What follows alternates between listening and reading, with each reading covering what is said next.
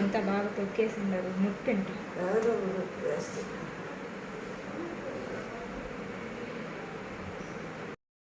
Sir.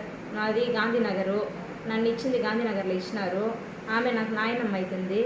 ఆమెకు ముగ్గురు మనవాళ్ళు సార్. ముగ్గురు మనవాళ్ళు, పెద్ద మనవాళ్ళు ఇప్పుడు 3 ఏళ్ళ నుంచి మొత్తం నాది ఆస్తి అని గొడవ చేస్తున్నాడు. ఎంఆర్ఓ విఆర్ఓ వచ్చినందువల్ల ముగ్గురు నా మనవాళ్ళు నేను ఇచ్చిన ఆస్తి అని చెప్పింది ఆమె. ఎట్లా చెప్తావు, నాది అని చెప్పు, నువ్వు ఎట్లా చెప్తావు వాళ్ళకి అనేసి ఆవులన్నీ కైలేకి వచ్చేసి ఎట్లా నేను వదులుతావు అడిగిన దానికి వాళ్ళ కొడుకు అయినాడు, నా ఇష్టం నా కైలే ఆడన్న వదులుతాను, వాడు రాళ్ళు కొడుకులతో ఎత్తుకొని దౌర్జన్యంగా అందరి మీద గొడవకు వచ్చినాడు సార్. ఆమె అడ్డపడిన దానికి ఆమె తగిలేసి ఆమెను ఇసిరేసేసిన దానివల్ల ఆమెకు బాగా 20 కుట్లు వరకు పడినాయి సార్. ఇప్పుడు సార్ కోర్టులో కూడా వేసినాము, అంతా తీర్పుకి వచ్చేసింది.